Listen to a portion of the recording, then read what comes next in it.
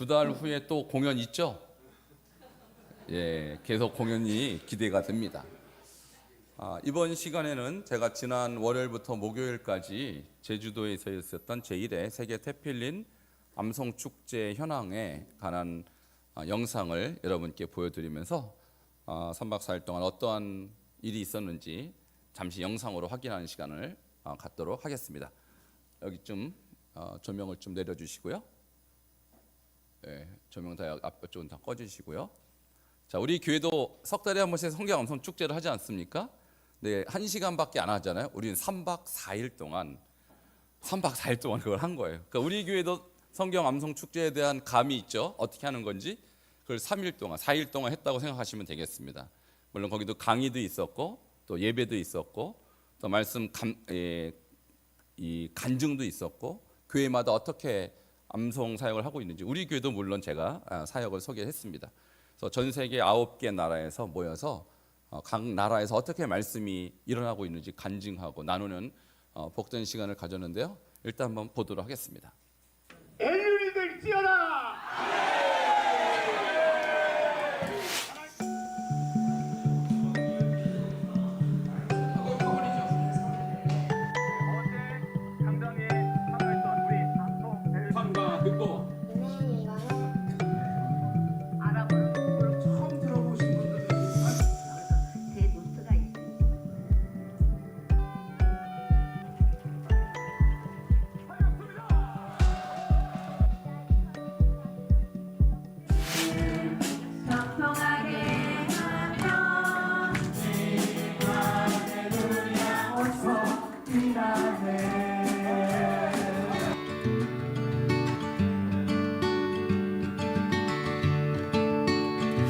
아멘만 잘해도 마음이 이제서 세상 그때 우리는요.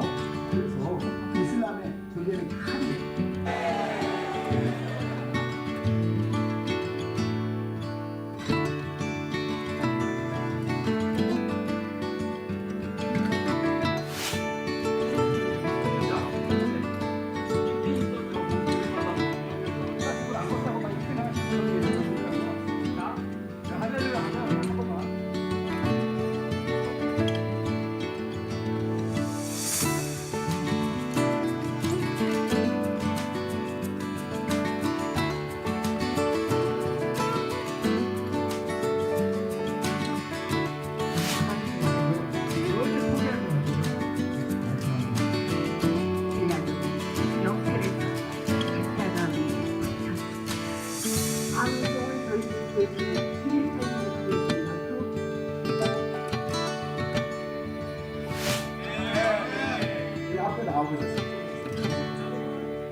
교회는 군부 쿠데타가 난 뒤에는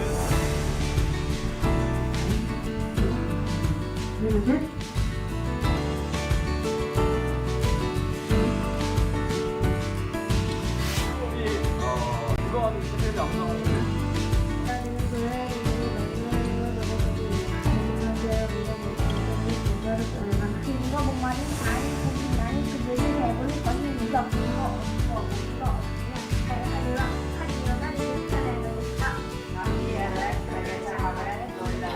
야고보서 1장부터 5장까지 신진선, 이도영, 김현빈의 배틀을 시작합니다. 주 예수 그리스도의 족 야고보는 흩어져 있는 12 지파에게 분양하노라. 얘들아 너희가 여러 가지 시험을 당하거든 온전히 기쁘게 여기라. 이는 너희 기준의 시련이 인내를 만들어내는 줄 너희가 알미라. 하나님의 사랑에서 끊을 수 없습니다. 아버지께서 아들을 사랑하사 만물을 다 주시니 이는 너희 중에서도 다른 이방인 중에서와 같이 될 것이며 애통하는 자는 복이 있나니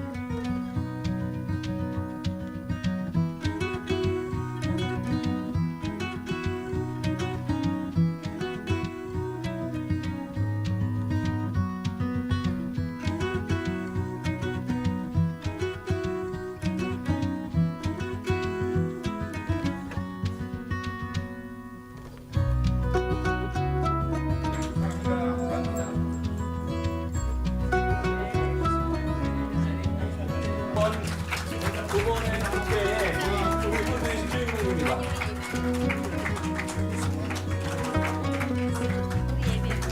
사람이 사람. 교회 선배 유명경 목사.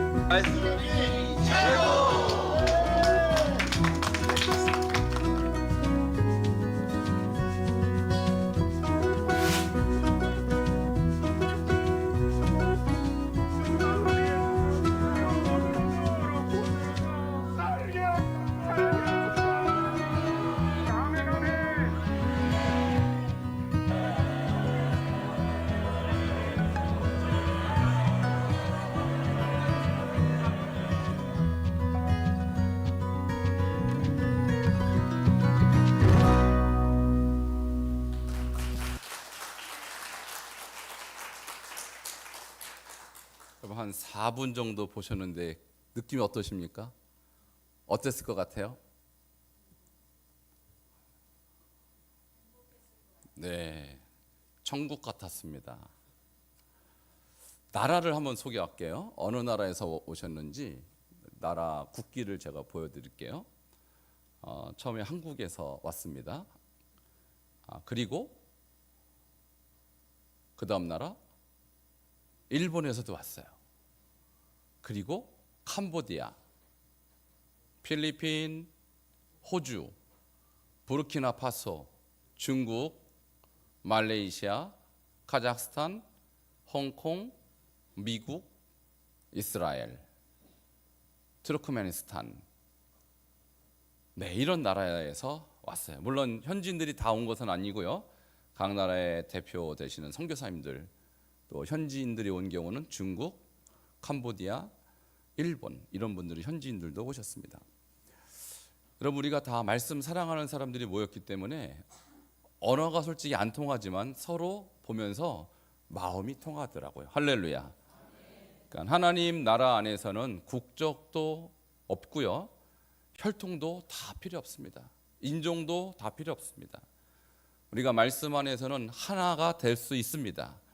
이것을 제가 이번에 절실히 느꼈고 아마 우리가 천국에 가면 이번에 9나라가 왔는데 더 많은 나라, 더 많은 민족, 백성에서 천국에서 모이지 않겠습니까? 그때 우리는 사실 언어가 통하지 않지만 말씀이라는 그 언어 안에서 지금도 이번에 모여서 다 마음이 통했어요. 그러니까 천국 가서는 언어도 물론 통하겠죠. 그래서 이러한 은혜를 이번에 크게 느끼고 하나님 사랑하는 사람, 말씀 사랑하는 사람이 전 세계에 이렇게 많구나. 특히 부르키나파소라는 나라 들어보셨어요? 예, 처음 들어보셨을 거예요. 아프리카에 있는 아주 조그만 나라인데 그 나라는 지금도 교통수단이 나귀 그런 거예요. 거의 교통수단이 없는 아주 가난한 나라에 우리 한국에 아주 평신도로 가서 선교하시는 우리 선교사님들이 계십니다. 근데 어떻게 선교하시냐면 고아들을 불러 모아서 말씀 암송을 가르쳐요. 고아들이 무슨 소망이 있겠어요, 사실. 그런데 그 고아들에게 말씀을 암송시키고, 근데 그 고아들이 5살, 6살, 7살, 8살 이렇게 되는데 한 3, 4년 만에 막 1000절, 1500절 이렇게 암송하더라고요. 그러면서 그 아이들의 미래가, 인생이 얼마나 아름다운 인생으로 바뀌어가고 있는지 참 큰 은혜를 받았습니다. 그리고 또 한 분은 일본에서 오신 어떤 뭐 한국으로 따지면 권사님 같은 그런 분이신데 그분은 치매 노인이었다고 합니다. 그래서 거동도 불편하고 집도 못 찾아오고 대소변도 못 가리고 그랬던 분이었어요. 근데 그게 목사님이 이 일본 테필린 대표 되시는 목사님이에요. 그 권사님을 말씀을 가르치고 말씀 암송시키고 해서 치매에서 회복됐습니다. 할렐루야. 저는 한국에서도 그것을 봤거든요. 유일한 케이스가 한국에만 있는 줄 알았더니 일본에서도 동일한 것을 이번에 제가 확인했습니다. 여호와의 말씀은 완전하여 영혼을 소생시키고 여호와의 증거는 확실하여 우둔한 자를 지혜롭게 합니다. 여호와의 교훈은 정직하여 마음을 기쁘게 하고 여호와의 계명은 순결하여 눈을 밝게 하십니다. 이것이 저는 한국에서만 그런 줄 알았어요. 그런데 일본에서도 역사하시더라고요. 부르키나파소에서도 역사하시더라고요. 이번에 9개 나라에서 모인 한 분 한 분이 다 간증을 그렇게 나누면서 말씀의 역사는 나라와 상관없고 민족과 상관없구나. 여러분 더 말씀 앞에 온전히 여러분 들으시기를 축원합니다. 이번에 큰 은혜를 받고 제가 더 제 자신이 더 말씀의 사람 돼야겠다. 또 우리 교회가 더 말씀에 헌신하는 교회로 세워져야겠다. 그런 결단을 하고 돌아왔습니다. 여러분 우리 다음에는 우리 교회 성도들도 많이 참여했으면 좋겠습니다. 이번에 저와 우리 김순선 전도사와 우리 막내 진선이가 갔는데 중고등부 그다음에 성인들이 말씀 암송 대회를 했는데 야고보서로 말씀 암송 대회를 했습니다. 우리 진선이가 가서 공동 1등. 자, 상금 60만 원 타왔습니다. 괜찮죠? 어떻게 했을까 고민을 했는데 가기 전부터 이런 마음이 있었어요. 상금을 타면 우리 교회에 드럼을 바꾸겠다. 예, 드럼 헌금으로 이미 내놨습니다. 아직 돈이 안 와갖고 이제 오자마자 그렇게 드럼 헌금으로 내놓기로 그렇게 했습니다. 정말 우리 다음 세대, 미래 세대들이 어떻게 말씀의 사람이 되고 어떻게 하나님의 사람이 되는가. 결국은 우리 교회가 또 어른들이 자녀들에게 이렇게 투자해야 돼요. 그래서 우리가 적은 돈이죠. 사실 큰 돈은 아니지만 이렇게 상금도 내걸고 우리 다음 세대들에게 말씀으로 자꾸 훈련시키는 것은 거기에 우리의 미래가 있기 때문입니다. 그래서 우리 다음 세대에 투자하셔야 됩니다. 물질도 재산도 우리의 재능도 시간도. 또 오늘 5명의 우리 6학년 아이들이 교회 생전 거의 잘 안 다녀봤던 학생들이에요. 옛날에는 조금 다녀봤던 학생들인데 이렇게 재능이 다 있는데 그 재능을 써먹을 데가 없고 그 재능을 살려주는 곳이 없어요. 근데 교회에 와보니까 언니 오빠들이 가르쳐주고 또 우리 장로님이 힘써주시고 밥 사주시고 이렇게 해갖고 2달 만에 이렇게 원더풀. 오늘 너무 멋지죠? 앞으로 동남아 순회 공연 준비하도록 하겠습니다. 너무나도 멋진 공연을 했어요.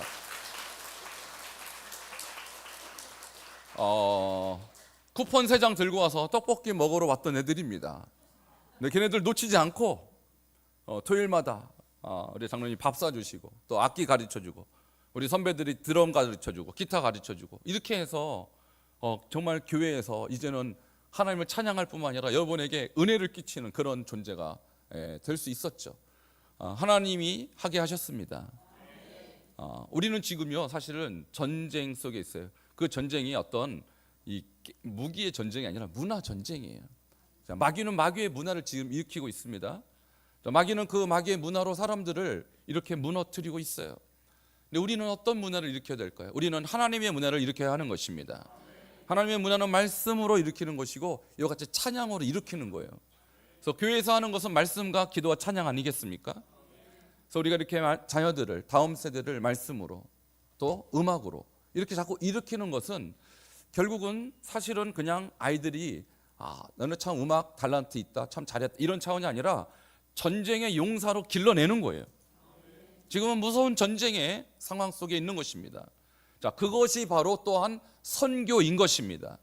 물론 선교는 해외 나가서 복음 전하는 그런 것이 우리가 알고 있는 전통적인 선교이지만 선교는 비단 그런 영역일 뿐만 아니라 우리가 살고 있는 현장 전체가 선교의 현장인 것이죠. 특별히 다음 세대 이 아이들은요 학교에만 가도 세상 문화, 거짓 문화, 사탄의 문화로 찌들어버릴 수 없는 그런 악한 세대 속에서 방치되고 있다시피 합니다.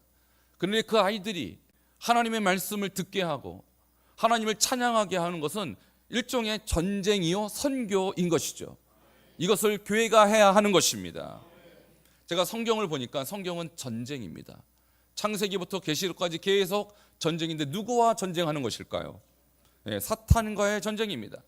사탄도 창세기부터 하나님께 전쟁을 걸어왔고 하나님도 이 사탄과 전쟁을 계속해서 지금까지 펼쳐오고 있는 것이죠.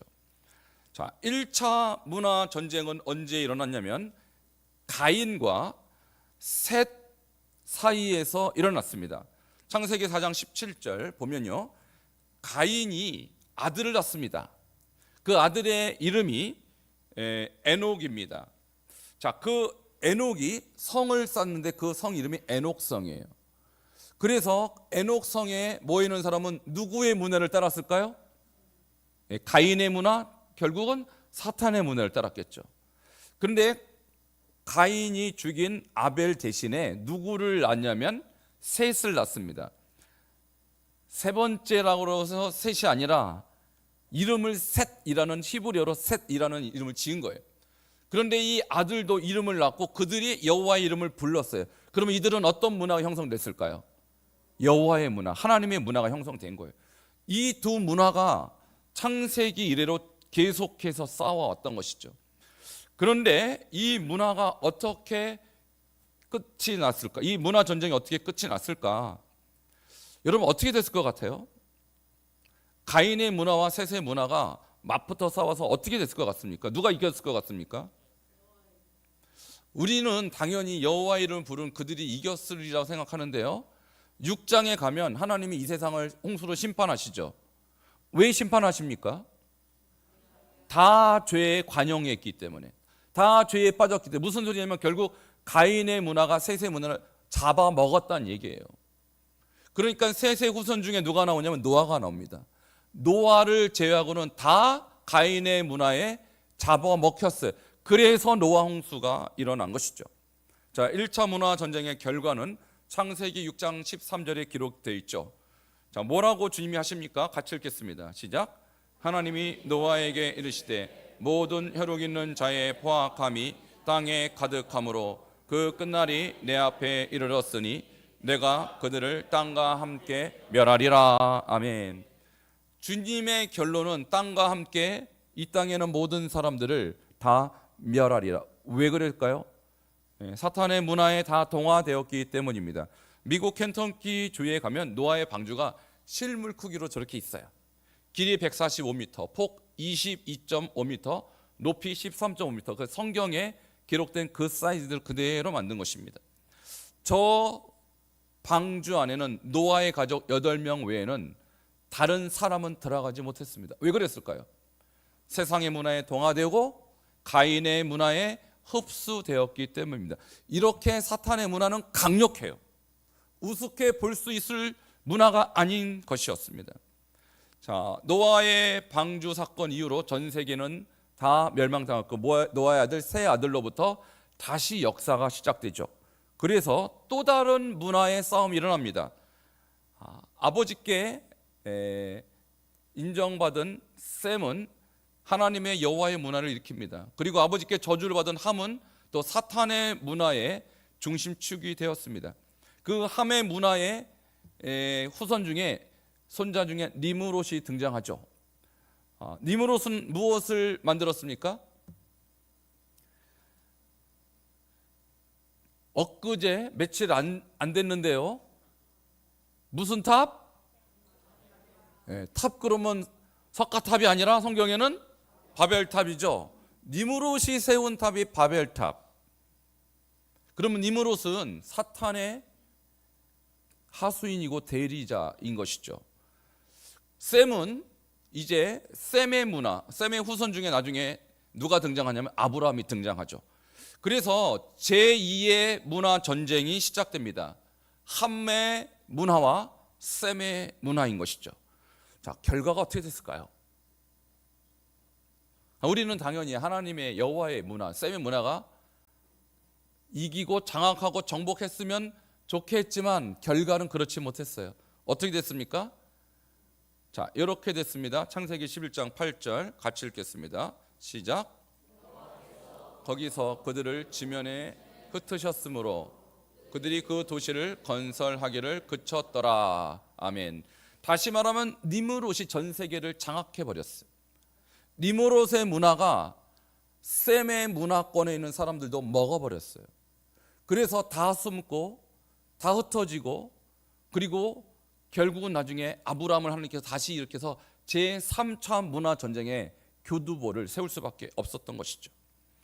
자, 니므롯의 문화, 사탄의 문화에 대해서 고대 성경 해석가들이 본 모세오경이라는 책에 이렇게 기록이 되어 있습니다. 다음 장 넘기면 없나요? 앞으로 넘어가 보세요. 앞으로. 노아의 아들 함의 손자 니므롯은 타고난 능력을 가진 뻔뻔한 사람이었는데 하나님을 향한 교만과 경멸을 사람들에게 부추겼다. 하나님이 세상을 다시 홍수로 멸하실까 두려워서 그는 물이 다다를 수 없는 높은 탑을 건설하여 조상들의 파멸에 대해 보복하려고 하였다. 이것이 제임스 L. 쿠겔이라는 사람이 쓴 고대 성경 해석가들이 본 모세 오경에 나온 내용입니다. 그러니까 이 니므롯은 아주 뻔뻔한, 그리고 하나님을 경멸했던 사람이니까 이 사람의 이 통치력 앞에 전 세계 많은 사람들이 다 무릎을 꿇고 여호와의 신앙을 가졌던 사람도 무릎을 꿇었는데 심지어 누구까지 무릎을 꿇었냐? 아브라함의 아버지 데라도 무릎을 꿇었어요.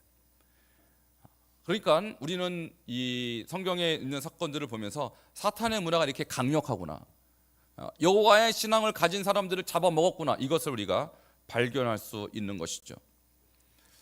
자, 그러면요, 이제는 우리가 무엇을 알아야 하냐면 지금도 이 문화 전쟁은 계속되고 있다라는 거예요. 지금도 계속되고 있다라는 거예요. 자, 밑으로 쭉 내려가서요, 지금도 계속되는 문화 전쟁 한번 보여주세요. 네, 여러분 왜 퀴어 문화 축제라고 하는지 아세요? 저거 무슨 축제인지 아시죠, 여러분? 네, 동성애자들의 축제죠. 거기에 문화자가 들어가는지 아세요? 사탄이 잡은 단어가 문화란 얘기예요. 사탄은 문화라는 단어를 써서 사람들에게 이것은 사탄이 아니라고 자꾸 유혹하기 위해서 저 단어를 쓰는 것입니다.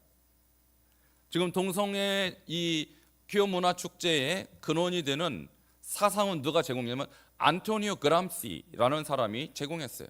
저 사람은 이탈리아의 공산주의 창시자입니다. 저기 뒤에 보면요, warning하고 culture war 이렇게 해서 문화 전쟁이라는 글씨가 써 있죠. 자, 안토니아 그람시가 생각한 것은 뭐냐면 왜 영국이라든지 프랑스라든지 서구 유럽은 공산화가 되지 않을까? 그 이유는 한 가지입니다. 자기들이 지금 살고 있는 문화가 너무나도 수준이 높기 때문입니다. 그러니까 문화 속으로 들어가서 기독교를 해체하고자 하는 것이 안토니오 그람시의 생각이었어요. 그래서 문화 속에 하나님이 아닌 세상의 문화를 집어넣고 사단의 문화, 마귀의 문화를 집어넣어서 교두보를 세우자. 그것이 헤게모니가 결국은 주도권이라는 거거든요. 주도권을 장악하자. 이것이 안토니 그람시의 계획이었어요. 그리고 저 사람은 지금으로부터 약 100년 전의 사람인데 그 사람이 그때 생각했던 것이 지금 다 똑같이 성취됐어요. 그래서 퀴어 문화 축제, 사람들이 이상하게 생각하지 않도록 만들어 버렸어요. 자, 그 다음 페이지 넘어가면요, 이 사람의 사상이 바로 네오 마르크시즘이라고 그래서 이 사람의 이 계획은 뭐냐면 서구 자본주의의 공산화 전략이었어요. 그것은 바로 해체주의입니다. 기독교 가족 제도를 해체시키자. 그러려면 도덕이라는 단어를요 더 이상 쓰지 못하게 해야 돼요. 그래서 해방이나 혁명이라는 단어 대신에 인권, 평등, 문화라는 단어를 사용하기 시작했어요. 이것을 더 확장시키고 더 이 학교 안에 특별히 인권 조례라는 이런 것들로 확장시킨 사람이 빌헬름 라이히라는 사람입니다. 이 사람은 이것을 성과 정치를 묶어버렸어요. 다음 페이지. 그래서 이 사람은 동성애를 창조 질서를 대적하는 극명한 도구로 여겼고 성혁명을 통한 정치 투쟁을 하기로 했어요. 그래서 과거에는 무기를 통한 정치 투쟁을 이제는 성을 혁명 도구로 삼았습니다. 그래서 어린이와 청소년을 성에서 해방하는 것이 그들의 인권 회복이라고 주장했어요. 인권이란 단어가 너무나도 사람들에게 솔깃했기 때문에 어린이와 청소년을 성에서, 다시 말하면 어린이와 청소년도 마음껏 성을 즐기도록 만들자, 이것이 저 사람의 전략이었다는 거예요. 그것이 어디에 들어갔습니까? 인권조례, 학생인권조례 안에 들어가 있는 거예요. 그래서 제가 미국 가보니까 중학교 아이들이 임신해서 학교로 와요. 깜짝 놀라서 제가 학교를 옮겨버렸어요. 정확하게 빌헬름 라이의 성정치가 미국을 장악했습니다. 그 똑똑한 미국의 대통령들이 다 속았어요. 그 똑똑한 미국의 정치인들이 다 속았어요. 영국의 정치인들도 다 속았습니다. 그 똑똑한 독일의 정치들도 다 속아서 빌헬름 라이의 성정치 이론에 다 홀딱 속아 넘어갔어요. 아직 안 넘어간 나라 대한민국밖에 없습니다. 할렐루야. 물론 학생 인권 조례는 이미 통과된 도시가 5개 있죠. 5개 시도. 그러나 저것이 조금 더 확장되는 게 바로 평등법. 그 다음에 차별금지법, 뭐 이런 것들이에요. 우리나라 기로에 서 있어요. 자, 근데 이것이 누가 처음에 계획했다고요? 안토니오 그람시 그리고 그의 후계자 빌헬름 라이. 이런 사람들에 의해서 이런 것들이 막 물밑 작업에 들어가서 사람들이 자기도 모르게 그것이 문화라고 이해하게 됐다라는 것이죠. 지금은 문화라는 단어를 세상이 더 잘 쓰고요, 사탄이 더 활용을 잘하고 있다는 사실이에요. 그래서 우리는 이제는 선교를 그저 미국, 영국, 무슨 뭐 중국 이런 나라별로 민족별로 하는 것이 아니라 문화 안에 주의 역사가 일어날 수 있도록 문화 선교를 해야 될 때인 것입니다. 그것을 누가 합니까? 목사가 하는 것입니까? 아니요. 여러분이 문화 속에 있습니다. 여러분이 그래서 문화 선교사로 헌신해야 하는 것입니다. 문화 선교의 가장 대표적인 주자가 아브라함 카이퍼입니다. 아브라함 카이퍼는요, 네덜란드의 정치인이요, 수상이었어요. 근데 그는 또 목사하고 신학자였어요. 근데 그 아브라함 카이퍼가 이런 말을 했습니다. 정치, 경제, 사회, 문화, 종교, 예술, 체육, 교육 등 인간의 삶의 모든 영역에서 하나님의 주권과 영광을 구현하라. 할렐루야. 자, 우리는 교회에서만 하나님의 영광 아닙니다. 하나님의 영광은 우리가 살고 있는 모든 것에서 구현해야 하는 것입니다. 정치 영역에서 하나님의 백성들이 일어나야 하는 것입니다. 경제, 사회, 문화, 종교, 예술, 체육, 스포츠 모든 영역에서 하나님의 종들이 선교사로 헌신해야 하는 것입니다. 그래서 우리 다음 세대, 우리 어린아이들, 저 아이들이 오늘 나와서 단순히 악기 연주한 게 아닙니다, 여러분. 저 아이들이 불과 2달밖에 안 되는 짧은 시간 동안 음악을 배우고 찬양을 배워서 하나님께 영광을 돌렸고, 이 모습으로 다음 세대들을 선교하는 문화사역자로 오늘 훈련되고 있는 것을 보여준 거예요. 여러분 자신이 누구라고 생각하십니까? 우리는요, 하나님의 부름받은 종이에요. 여러분이 꼭 중국이나 무슬림권 가서 선교하지 못할지라도 여러분은 문화사역자의 문화선교사가 이미 되어 있는 것입니다. 여러분은 역시 정치를 떠날 수 없고 경제를 떠날 수 없고 사회, 문화, 종교, 예술, 체육을 떠날 수 없죠. 그 영역에서 여러분 어떻게 하시겠습니까? 여러분이 운영하는 작은 가게가 선교 현장이 되게 하십시오. 여러분이 다니고 있는 직장이 선교 현장이 되게 하십시오. 여러분이 하고 있는 활동 하나하나 다 문화 선교의 필드가 되게 하십시오. 이것이 여러분이 오늘 선교 예배를 통해서 배워야 될 주님의 음성인 것입니다. 다시 창세기 1장 28절로 돌아가면 주님이 뭐라고 말씀하셨습니까? 아담과 하와를 만들고 그에게 뭐라고 말씀하셨습니까? 생육하고 번성하여 땅에 충만하라. 땅을 정복하라. 바다의 물고기와 하늘의 새와 땅에 움직이는 모든 생물을 다스리라 하시니라. 아멘. 여러분, 우리는 하나님께서 이미 창세 전에 우리를 창조하시고 우리에게 명령하신 게 있어요. 땅에 충만하라. 땅을 정복하라. 모든 생물을 다스리라. 여러분, 하나님이 우리에게 맡겨주신 세상입니다.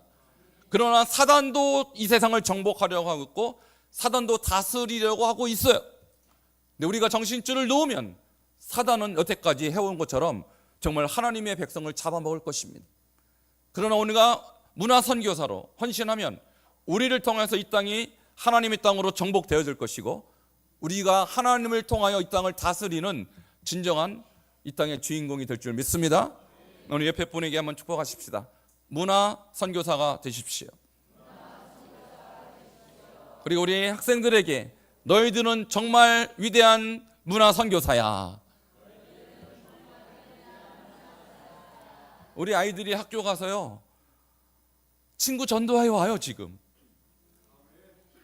여러분, 우리 중고등부가 수련회 전에는 10명도 안 모였어요. 9명. 근데 중고등부 예배 수련회 끝나고 나서 저 6학년 아이들 다 지금 참여하게 하니까 20명 모여요 지금. 매주 새로운 애 하나씩 데리고 오고 있어요. 할렐루야. 여러분, 하나님께서 정말 부흥이라는 것을 일으킬 때는요, 잠깐이면 일으킬 수 있습니다. 우리 토요일마다 예전에는 간식비 걱정 안 했어요. 왜 10명도 안 되니까. 근데 갑자기 더블로 넣으니까 간식비가 너무 부담이 돼요 지금. 그래서 어쩔 수 없이 표를 만들었습니다. 자원하실 분 자원해 주시기 바랍니다. 이렇게 학부모님들 계시고 우리 조부모님들 계시죠. 우리 아이들 여러분 문화선교사로 헌신하세요. 그 일주일에 시간 한두 시간 내서 와서 밥해 주시고 여러분 간식 좀 만들어 주세요. 이게 문화선교입니다.